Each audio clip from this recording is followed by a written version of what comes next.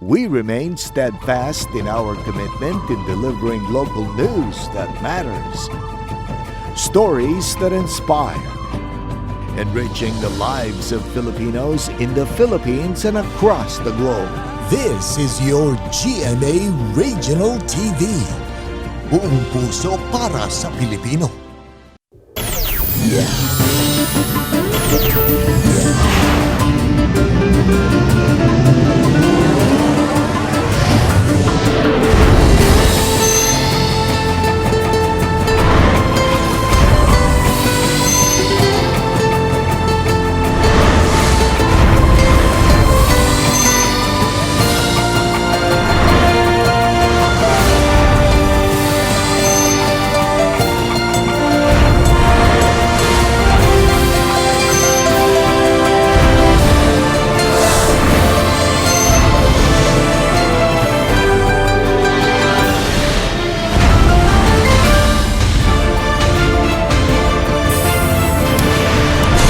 Kini ang GMA Regional TV Balitang Bisdak.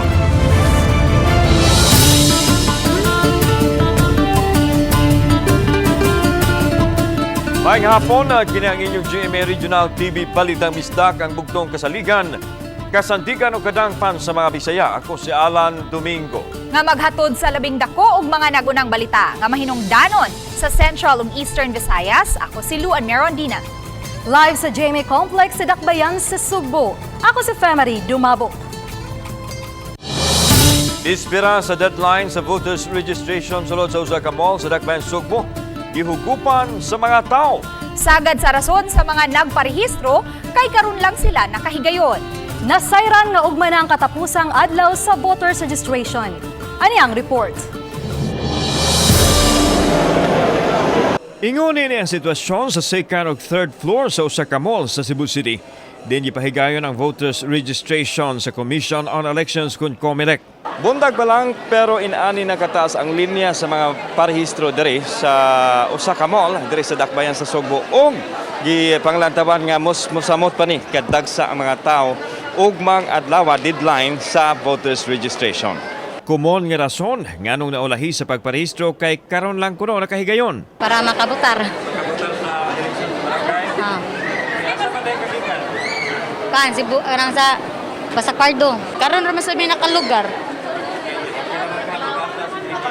Okay na lang. Kay lagi mo kuha mi og scholarship niya. Di man mi pwede makakuha og dili mi mo transfer. Kining grupo sa mga batanon nang yaka lang sa simento samtang nag-fill up sa ilahang registration form. Bahala og madugay sa pagparehistro basta makaabot lang ug labaw sa tanan makabotar sila sa SK ug barangay elections. Okay naman, madaya naman basta. Happy lang. Sigon sa COMELEC official nga mo-average sila og 900 ngadto sa usa ka libo ka mga registrants kada adlaw. Apan naanda na kada katapusang adlaw nga mudagsa ang mga magparehistro. Ugma na lang kutob sa alas 3 sa hapon manawat og magparehistro ang COMELEC. Based on experience ingon anak gina mudagsa gina sila. Hopefully kanang magdapot sila sa ilahang pasensya siguro. Samtang giklaro ni Attorney Marchel Sarno, ang election officer sa COMELEC Cebu City North District, nga dili pa masiguro kung mahinayon ba o dili ang eleksyon unya sa Disyembre apan nangandam lang sila niini. Ang COMELEC preparar sa election sa December 5. Nahihugon-hugon nga i-postpone but wala pa man nahimong balaod. Kauban si Godfrey Lian, ako si Alan Domingo. Balitang Bisdak. Sa nahabiling duhang kaadlaw sa voters registration, nagpadayon ang taas usab nga linya sa mga talisaynon nga gustong magparehistro. Ano ang report? Gahapong adlaw mukapin sa 500 lang ka mga talisayno na nakahimo pagrehistro. Ning kaduhang adlaw sa pagtapos na sa pagpangrehistro padayong gibahang offsite registration sa Talisay City COMELEC. Kining managsuon nga sila si Shane Marie Oralde, 19 anyos, uban siyang manghod nga si Stephen John, 15 anyos. Misugod og linya alas 7 ganihang buntag alang sa step 1. Alas 11:40 ganihang buntag milinya na usab sila alang sa Step 2. Gipaabot ni Efren Ardejo Jr., Election Assistant sa Talisay City Comelec, nga moabot sa 700 ka mga tawo ang makaparehistro karong adlaw. Apan niyang giangkon nga may mga taong bintahuso og bintahusa nga gustong mauna bisan kun aduna pay mas sayo og naghago og linya itandi kanila. Naidagan, kay kaniya ka drama, kay lakhilak dire nya mo pay pagabot. Kunya na ulag yun.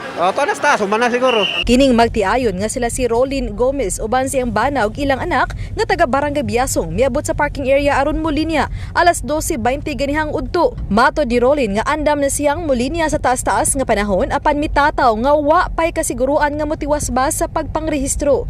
Ilalang ipa-reactivate ang rehistro sa Comelec. Murag andam na jud, andam og muuli sa mga hapon depende unsay situation. Basin mauli ra sad mi ambot lang sad kaha. Wala masayod si Arnejo kon maatiman ba ang tanang gadasok nga mga botante. Tiwason hinuon sa Talisay City Comelec ang Step 1 aron ilang masusi ang mga rekisito kon bag-o bang botante, transferee o kahaalang sa reactivation. Human niini isunod ang Step 2 ug Step 3 diin himuon ang biometrics capturing. Di ko kasi ora ni mahurot ni, pero amo na siyang panikamutan nga mahurot na. Kay tiwason man sa ugma diretso lang sa Step 2. Uban ni Philip Patricio Grod Prado. Ako si Famary Dumabok. Balitang Bisdak. Aron mas mahihusgan pa ang proteksyon sa mga PDL kon persons deprived of liberty, gihimo ang laing vaccination program sa Mandawi City Jail. Ang report ni Nico Sereno. Mga kawani sa City Health Office mo ay namakuna sulod sa Mandawi City Jail. Target nila nga mahatagan og booster dose ang mga persons deprived of liberty. Gawas niini, gipanghatagan sab og first and second doses ang ubang bag-ong na priso o bag-ong na-commit nga mga PDL. Giban-aban ang kapin sa 90% na ang nabakunahan sulod sa prisuhan. Almost monthly sila sa nagkandak. Mapasalamaton din ako sa local government tungod kay sa suportang nagihatag nila diri sa pagbaksin. Every time na i-vaccination nga request na mo, manhilayan ang taga-local government. Gihangop sa jail warden ang maayong koordinasyon tali sa health officials sa pagsiguro sa kaluwasan sa ilang mga PDLs. Ang BJMP misubay og protocol kung dunay makitaan og sintomas sa COVID-19. Ang ilang isolation facility nga temporaryong istaran sa mga bag-ong PDLs atua sa bag-o nila nga building sa Barangay Basak. Samtang nabalik na sab ang dalaw sa maong bilangguan. Apan no contact visitation kini kay aduna ray lugar kung asa kutob ang pamilya sa PDL. May espasyo nga ihatag kanila apan dunay harang nga plastic. Hinuon magkadungganay ra sila kung mag-inistoryahay o magkumustahan. Na may division gi-provide para na sila privacy gihapon nga mag-inistoryahay silang dalaw. Scheduling sa dalaw ninyo? Schedule tungod sa atong number of PDL, limited sa lang atong number sa area sa no contact visitation. So we will schedule kung unsa nga dorm. Uban ni Rod Prado, Nico Sereno, Balitang Bisdak. Lapu-Lapu City nangandam na alang sa pagsalmot niini isip gas contingent sa Pasigarbo sa Sugbo sunod buwan. Tourism Office sa Dakbayan migahin og 2 milyones pesos alang sa maong kalihukan. Ani ang report. Ang mga performers sa reenactment sa kadaugan sa Mactania tumilabayng Abril ang mulang kubunya sa contingent sa Lapu-Lapu City alang sa Pasigarbo sa Sugbo. Apan kay manginahanglan man og 160 ka mga performers dala na ang mga propsmen, mupahigayon og screening ang Tourism Office sunod semana alang sa dugang performers. Amo pa nang gipa-approvean pod ni Mayor kung mo-allow siya og below 18 years old. And amo lang gyud gi-encourage nga mo participate is katong mga 18 years old to 25 years old. Mato ni John Christopher Raffles, OIC sa Tourism Office sa Lapu-Lapu City, migahin ang ilang buhatan og 2 milyones pesos alang sa maong kalihukan ug gipaabot pa ang pagtugot sa mayor. Tinguha sa Dakbayan nga makasalmot sa Pasigarbo sa Sugbo aron mas maila pa ang Lapu-Lapu City isip usa sa mga tourist destination sa nasod. Ang concept sa kadaugan sa Mactan reenactment o bakaha ang Garbo sa Lapu-Lapu ang gipilian nila karon nga tema sa ilang presentasyon. Or pwede na to i-clash. Pwede na to i-clash ang Garbo ang reenactment. So siguro mo-finalize na siya by next week na. So now nga niagi ta og mga challenges na human ang election, I think it's high time and it's very relevant to parang unite the province of Cebu through this Pasigarbo sa Sugbo.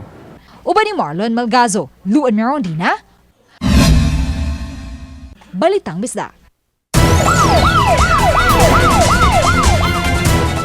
Simultaneous operation batok sa mga malapason sa lagda sa trapiko gilusad sa composite team nga gipanguluhan sa Highway Patrol Group kung HPG-7. Ano ang report?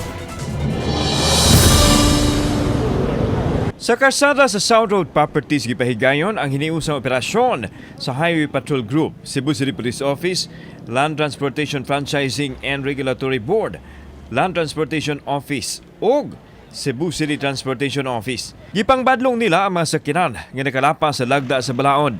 5 ka mga sakinan ang nasakpan nila nga adunay mga violations nga naglakip sa pagtaod og mga modifications sama sa LED lights na usay nagbutang og blinker nga higpit gidili sa balaod sa mga pribadong sakinan. Aduna usay mga na-impound nga 20 ka mga motorsiklo tungod sa nagadayang traffic violations. First offense is confiscated. Ang second offense kung iya paghapon gihimo muna nga kasuhan na mo og Presida DK 96 unlawful use of blinkers, sirens or nga maka-obstruct sa counterparts nato. Gawas sa unlawful use sa mga blinkers, gipang sita usab sa LTFRB ang mga sakinan nga kulurom. Usa kini sa gihugtan og monitor sa mga otoridad. Halimbawa na violate sila sa regarding sa kulurom, ilang isyan og summon reset para ang owner maato sa ilang office. Kauban si Godfrey Relian, ako si Alan Domingo. Balitang Bisdak.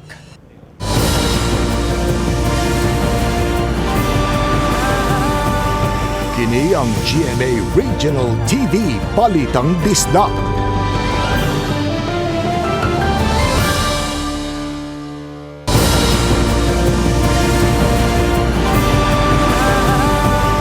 Kini ang GMA Regional TV Balitang Bisdak.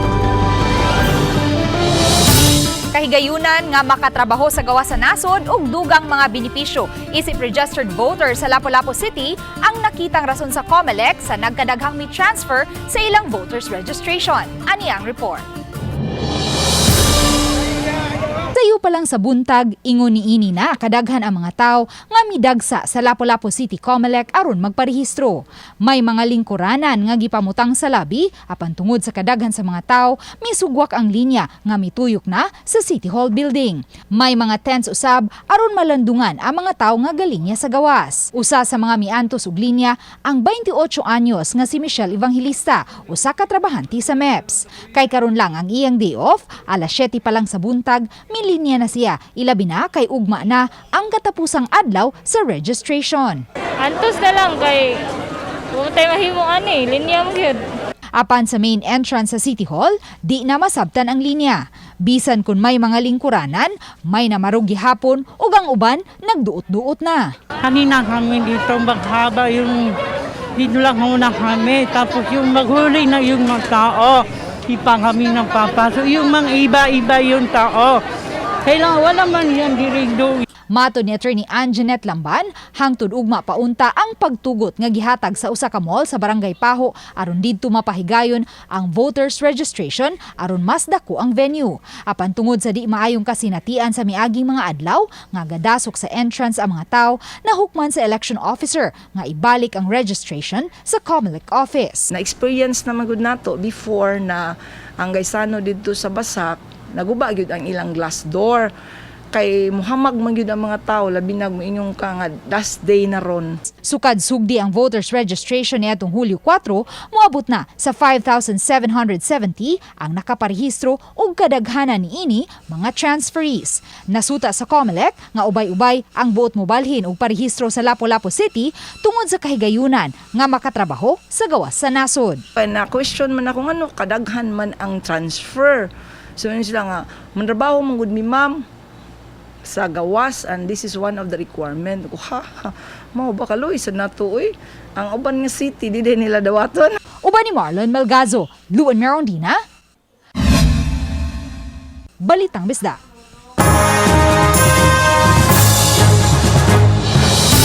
Hipaubos sa full alert ang kapulisan sa Dakbayan sa Sugbo at tulunya sa 11 State of the Nation Address ni Presidente Bongbong Marcos. Samtang gikinahanglan nga mukuha og permit ang mga grupo nga nagplanong mulusad og lihok protesta anang adlaw. Ani ang report. Giklaro ni Mayor Mike Rama nga makahimo sa pagpadayag ang mga tawo sa ilang sentimiento atol sa 11 zona ni Presidente Bongbong Marcos Jr. sa Lunes. Kani basta dili lang makamugna o kagubot o kahasol sa dakbayan. Apan giklaro sa mayor nga kinahanglang adunay permit ang si bisan kinsa nga mohimo og rally. Na may democratic process oy. Dili man na nimo ma-ignore, but definitely involved na ang police, involved SITOM, and all others. Kay dili na basta-basta na may ginganlan og constitutional provision na sa local government, which will bring the mayor to be in charge for purposes of police power. Gitahansa na sa mayor ang kapulisan sa pagsiguro nga magmalinaw ng syudad. Samtang gikumpirmar sa Cebu City Police Office nga ibutang sa full alert ang kapulisan sa adlaw sa zona sa presidente. Ipatuman usab ang maximum tolerance apan malaumon ang CCPO nga dili mohimo og kagubot ang mga rallyista sa mga sa gihimo kaniadto nga nagmalinaw silang nakapadayag sa ilang mga sentimiento. We are in a full alert status. So with this, it means that each of we have a standby CDM.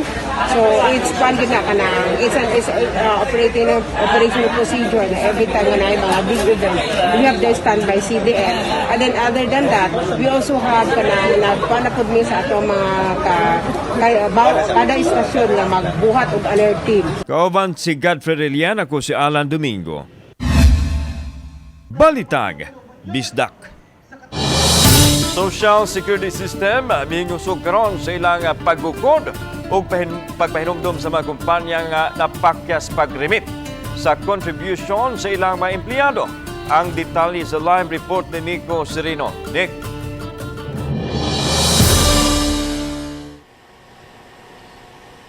Yes, Lan, gitawag kini mong programa nga RACE o Run Against Contribution Evaders nga pamaagi pag-awhag sa SSS ni atong mga kompanya nga i-remit na kining mga government mandated benefits gikan sa ilang mga empleyado.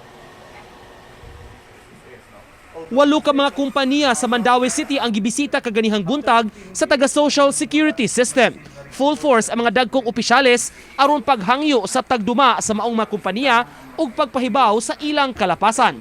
Pagpahinumdum ra hinuon ang ilang gihimo nga ipa-remit na sa maong mga kompanya ang SSS contribution sa ilang mga empleyado. Aminado sila labi na ni adtong pandemya nga daghang kompanya ang naglisod, maoy rason nga ang uban wala makaremit sa SSS sa deduction sa ilang mga trabahante. We acknowledge that affected po ang mga negosyante. Unfortunately, ang gibuhat man sa SSS to respond to the pandemic crisis. Nagpagawas mi og gitawag natong Pandemic Relief Restructuring Program wherein naghatag mi og condonation para bayaran nilang mga unpaid contributions. Una nang mihatag og condonation program ang SSS kundi hangtod karong Nobyembre mamahimo ang installment basis sa pagbayad. Dili usa na mo nganlan ang mga kompanya apan sagad niini anaa sa construction, fabrication, export ug transportation ang matang sa negosyo. There are actually workers of these employers who were not able to avail of the benefits sa SSS. Maternity, sickness, which is crucial, no? Sa mga kompanya nga gibisita, 15 ka adlaw ang gihatag sa SSS aron mo comply sila sa ilang bayronon. Kundi gid kuno gihapon mobayad, mapugos ang ahensya sa pagpasaka sa kasong kalapasan sa SSS law batok sa kompanya. Ang ikiha, ang employer, tag-iya ug ang dagkong mga opisyales sa kompanya nga wala nag-remit sa SSS contribution sa empleyado. It's a criminal offense. Punishable 6 years and 1 day. So not probationable. Ang pasakan ang tag-iya sa kompanya? Tag-iya if it's a single proprietor. Kung corporation, president, and the responsible officers including the board of directors.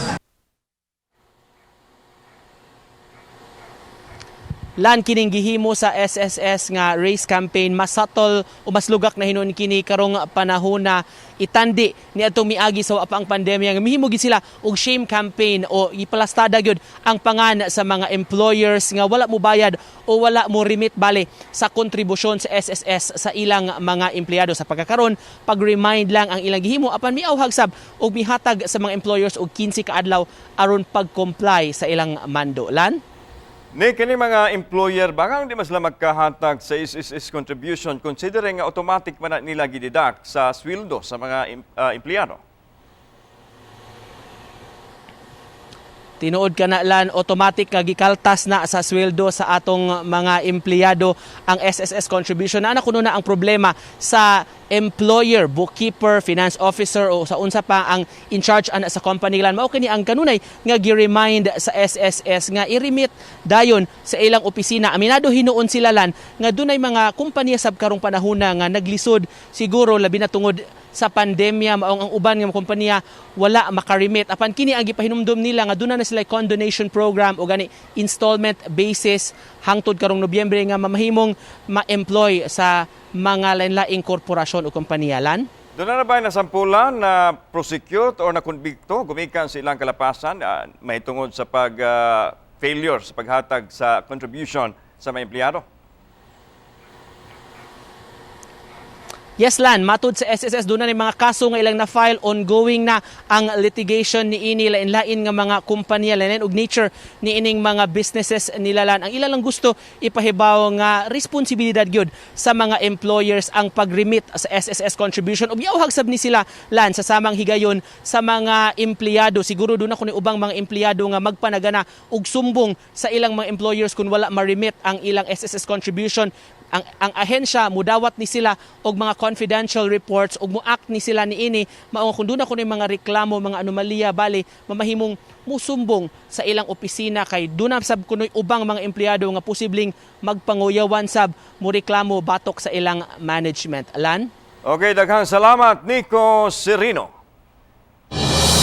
Vice Presidente Sara Duterte ibisita sa probinsya sa Bohol ganihang buntag aron pagtambong sa pagsaulog sa ika-160th Bohol Day. Ani ang report.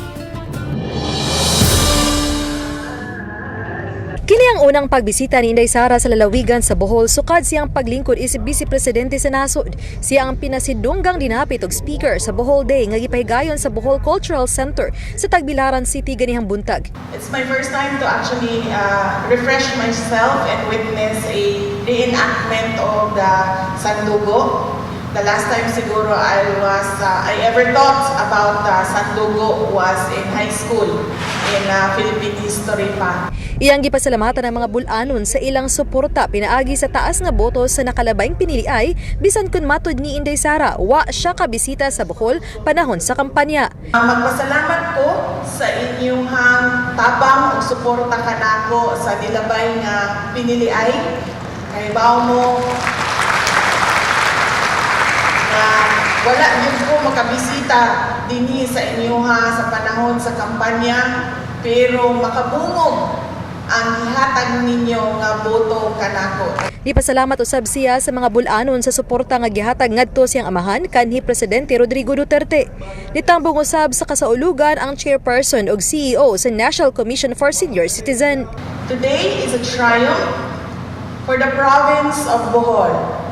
I am honored to be with you on the celebration of your 168-year heritage of the province. Let us acknowledge the hard work of your leaders and the contributions of the people of Bohol as we celebrate this occasion. Yet Boholanos always transcend historical dates, historical events, and historical names. It is because, as a people, we are ruled by a spirit that never dies, a spirit that gives life and meaning to our existence. And I mean the spirit of peace and freedom. Apan sa wa pa ang programa sa kasaulugan sa Bohol Day, unang gibisita sa Vice Presidente ang lungsod sa Carmen sayo ganihang buntag. Nakikita og nakigpulong siya sa pipila ka mga tinun-an magtutudlo, school superintendents ug DepEd Director sa Central Visayas. Si Inday Sara maoy kasamtangang DepEd Secretary. Para maistoryahan ang mga kinahanglan panabuhaton na repairs and reconstruction and renovation sa ato ang mga buildings nga nadaot sa nilabay nga kalamidad na Odette. Samtang human siyang paghatag og mensahe og mga photo ops uban sa mga LGU officials sa Bohol. Dali iyang gihimamat ang mga naglangkob sa alyansa Bulanon alang sa kabag-uhan o ABAKA. Kining grupo may usa sa nisuporta siyang amahan niadtong 2016 ug dunay dakong nakatabang sa iyang kandidatura. Samtang bisan holiday karon sa Bohol, hugot nga seguridad ang gipatuman sa kapulisan sa syudad sa Tagbilaran. Uban ni Cleofer Lumayag ug Edward Tubilan. Ako si Famary Dumabuk. Balitang Bisdak. DILG Secretary Benjamin Abalos ug National Bureau of Investigation nanginlabot na sa isyu sa gingong hazing sa 8 ka BFP trainees. Ano yan, detalye? Personal nga gibisita ni DILG Secretary Abalos ang Tacloban City karong adlaw. Sa iyang pagbisita, iyang gimando nga imbestigahan ang matud pa hazing sa 8 ka trainees sa Bureau of Fire Protection Region 8 kinsa nadangat sa Tambalanan. Kuyog ang mga agent sa National Bureau of Investigation, midiretso sa Abalos sa ospital diin kasamtangang nakakonfine ang usa sa mga trainee. Kagahapon, na-discharge ang laing unom ka mga trainee. Personal nga na istorya sa DILG Secretary si John Allen Ferreras, kinsa usa ka registered nurse. Wala gibutiag ni Secretary Abalos ang detalye sa iyang pakikinabi kang Ferreras. Apan, gipahibaw ni Abalos nga iyang gimanduan ang NBI 8 nga humanon sa daling panahon ang investigasyon sa insidente. Gusto ko lang malaman yung totoo nangyari dito, kasi anong dapat aksyon na gawin, kung dapat bang kasuhan o hindi, how we improve the system na hindi na dapat maulit ito mas kanino. Gipasalig sa DILG Secretary nga heads will roll kung mapamatud-an nga adunay nahitabong kalapasan. Upat ka adlaw human sugdi ang BFP training ni adtong July 1. Gida ang 8 ka trainees sa ospital tungod sa kidney problem. BFP 8 Regional Director Colonel Rodolfo Dinaga hug tanong mihimakak sa pasangil. Yes, we are open to an investigation at ang findings, may findings naman yung ating mga medical doctors kasi hindi pagpasok nila yan doon sa hospital, they will be checked by the respective attending physician. Gibarugan sa BFP official nga ang ilang training nahasubay sa program of instructions gikan sa ilang uluhang buhatan. Oban ni Rod Prado o Glance Gabutin, Chelo Valiana, Balitang Bisdak.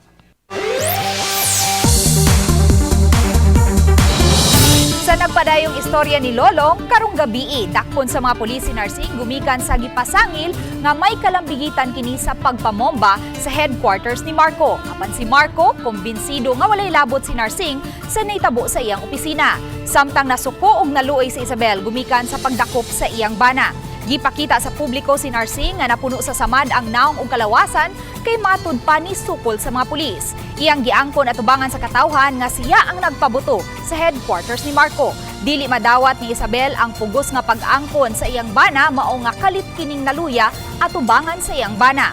Miabot si Marco uban si Karina taliwa sa pag-angkon ni Narsing. Matod ni Karina nga duna siya'y ligong ebidensya nga magmatuod nga inosente si Narsing sa maong pasangil. Samtang masakpan ni Donna si Bella sa ilang nataran nga dunay dalang camera. Mag-alibay si Bella ug mutuusab kaniya si Donna.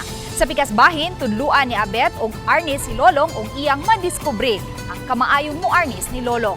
Mao mga kapuso, ayaw si Piata ang pagsunod sa istorya ni Lolong sa GMA Talibabad, Lunes hangtod Biyernes, pagkahuman sa 24 oras.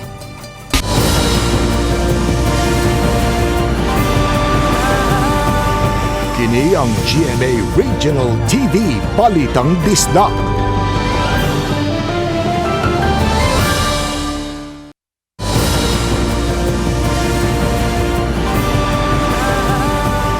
Kini Kini ang GMA Regional TV Balitang Bisdak. Cebu City Mayor Mike Rama napiling presidente sa League of Cities of the Philippines. Sumas mayor nga nakiktigom na sila sa mga miyembrong syudad. Din ilang nasabutan ang panaghiusa alang sa kalampuan sa matag dakbayan. Apil na nini ang paghimong globally competitive sa mga syudad. Sama sa gihimo karon sa Cebu City nga nagtinguha nga mamahimong Singapore-like city.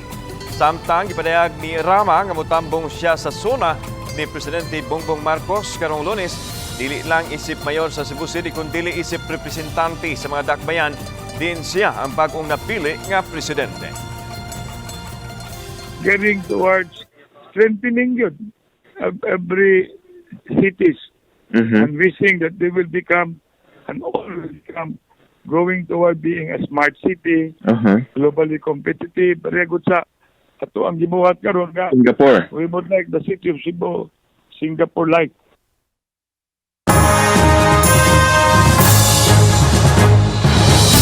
Wala na giluwatan pang pamahayag ang Catholic Bishops Conference of the Philippines kun CBCP atol sa mid-year meeting dito sa kauluhan sa yuning buwana kabahin sa pagduma sa nasod ubos ni Presidente Bongbong Marcos Jr. Anyang detalye. Matod ni Arsobispo sa Sugbo, Jose Palma, nga sa kinatibukan nang hinaot lang ang kaobispuhan sa Pilipinas nga mahinumduman ni Presidente Bongbong Marcos ang iyang mga saad. Usa sa saad sa bagong presidente ang paghimong 20 pesos na lang ang matag kilo sa bugas humay. Apan gitataw ni Palma nga sa matag eleksyon, daghan kaayo og pasalig ang mga kandidato ngadto sa mga botante. I'm sure he has a lot of advisors na who are knowledgeable of how our country at the moment suffer and what we can do to alleviate the suffering. Bugtong panghinaot lang ni Palma nga mahatagan sa dinaliang pagtagad ang nagunang panginahanglan sa katawhan. Usa niini mao ang epekto sa pandemya nga mihatod sa daghang mga tawo nga nawad-an sa ilang mga trabaho. Very obvious, no? If you look around us, na concern sa iba nga sobra nagkamahal gasolina, sobra nakamahal mga peraliton, mga pagkaon, no? Uban ni Cleofer Lumayag, Nico Sereno, Balitang Bisdak.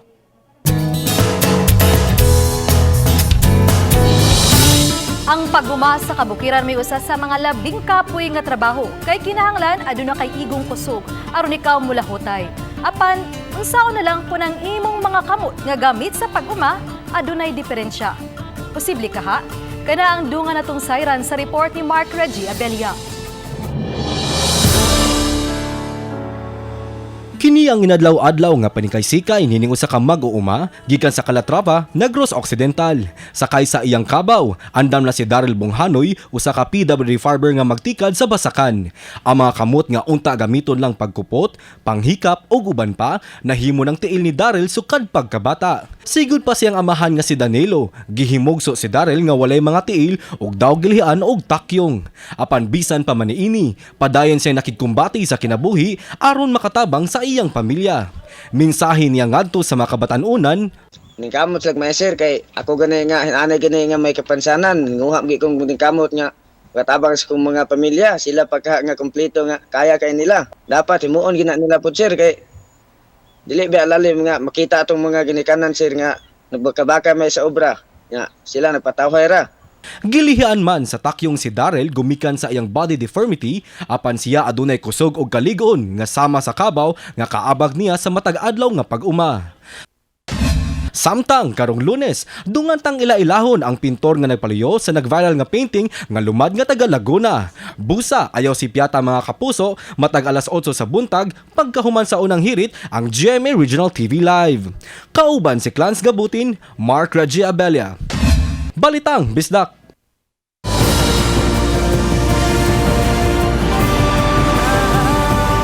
Kini ang GMA Regional TV Balitang Bisdak.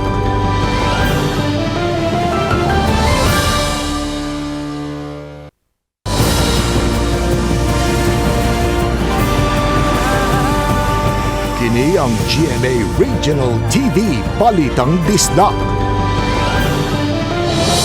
Lapu-Lapu City aduna naon niya kaugalingong balay silangan kon Drug Reformation Center alang sa mga drug pushers.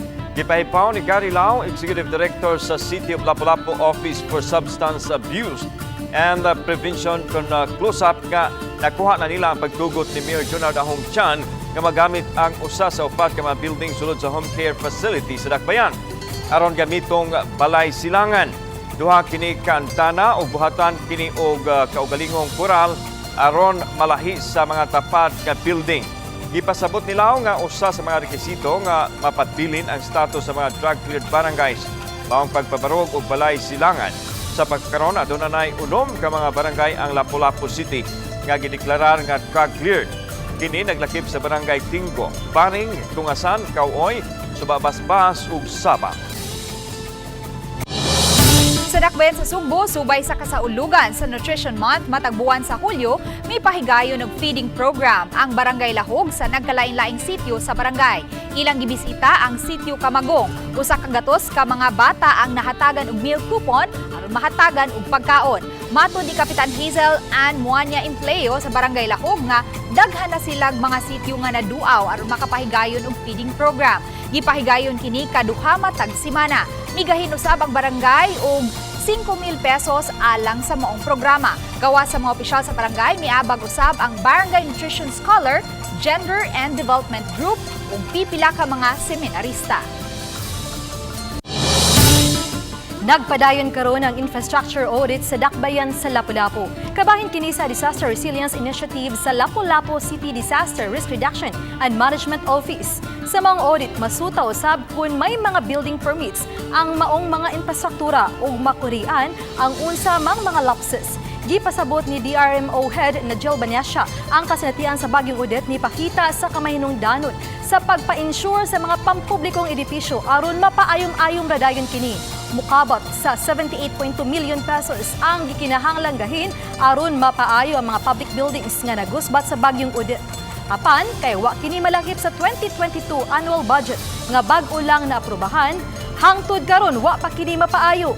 Gikinahanglan pa usab nga mopalabang ang konseho og supplemental budget alang niini.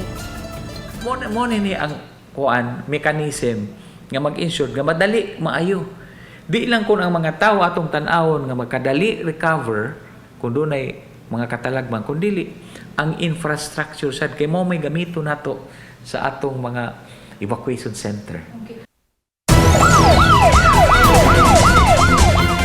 Sa atong silingang lalawigan sa Negros Oriental, update ni atong 32 anyos kinahan nga usa di ay ka-nurse ug nagkauntan nga patay na. Ang pana nini nga usa ka foreigner nga person of interest sa kapulisan ni surrender na sa NBI Dumaguete City human sa voluntaryong pagtahan ni Daniel Glacier, 55 anyos. Napahigayon dayon ang mga autoridad ug crime scene investigation o ocular inspection sa balay sa magtiayong Glacier sa syudad sa Dumaguete. At tunay na recover ang suko nga mga butang ug itugyan kini ngadto sa kapulisan sa Valencia. Ubos karon sa kustodiya sa NBI Dumaguete ang pana nga person of interest.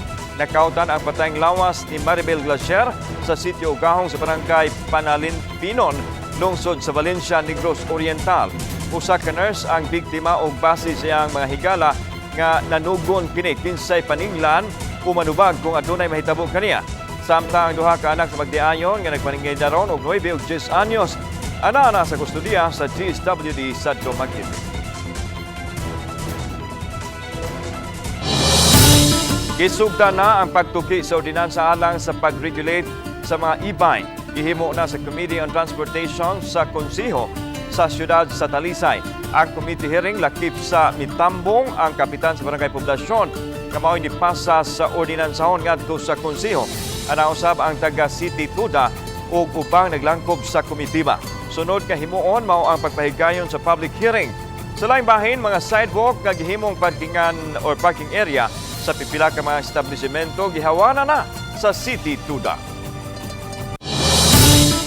Atong gisilibrar ang ika-72 katuig sa GMA karong Domingo. Mga kapuso, apil sa atong all-out Kapuso Party uban ang inyong mga kapuso artists sama nila ni Alden Richards, Bia Alonzo, Julian San Jose, Raver Cruz o guban pa nga nag-andam og mga kilig musical numbers. Samtang atangi ang finale sa musical comedy nga Tanging Treasure nga maghatod kaninyo sa katawanan nga mga eksena. Muapil usab sa fun-filled edition sa musical trivia game nga Tune Pak na Pak ang TikTok Clock host nga sila si Kuya Kim Atienza o Grabia Mateo. Be part of GMA's anniversary celebration sa All Out Sundays alas 12 sa udto karong Domingo dinhi lang sa GMA.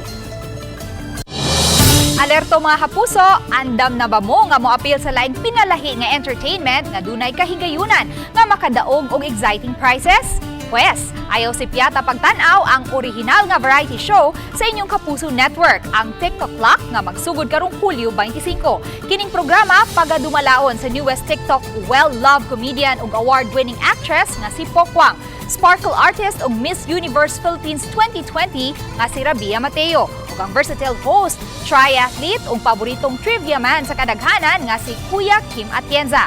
Ang TikTok Clock usa ka one-of-a-kind variety show diin ang matag minuto importante. Dunay time-limited nga mga duwa, buzzer-beater performances ug daghan pang interactive surprises. Ang nakanindot niini kay ang tanan, dunay kahigayunan nga makaapil sa kalingawan ug makadaog og instant prizes. Gikan sa studio audience ngadto sa mga home viewers. Maong ayaw si Piata kay ang TikTok Clock makita Lunes hangtod Biyernes sa dili pa ang Itbulaga dinhi lang sa GMA. Gisaulog ang Milk Festival 2022 sa lungsod sa Ubay, Bohol. Human kini naundang sud sa duha ka tuig tungod sa pandemya. Ang selebrasyon gitumong aron mapalambo pa ang dairy product sa Bohol ug matabangan ang mga mag-uuma. Lakip sa kalihukan mo ang free taste sa mga pagkaon nga dunay sangkap nga gatas. Naghatag pud sila og libreng gatas sa mga bata. Samtang doon na sa gipahigayong forum kabahin sa disaster response and recovery. Nasayran nga naapektuhan ang dairy production sa Bohol gumikan sa Bagyong Odette. Mato ni Governor Aris Umintado, iyang punduhan ang Provincial Milk Feeding Program aron dunay market ang gata sa Bohol, mapadayon ang nutrisyon sa kabataan. Sa Philippine Carabao Center sa Ubay Stock Farm, makita ang mga kabaw nga inatiman o gipasanay diin 5% sa gatas nga giprodusa nasod dinhi nagagikan. Dinhi sabgikan ang sustansyadong fresh milk.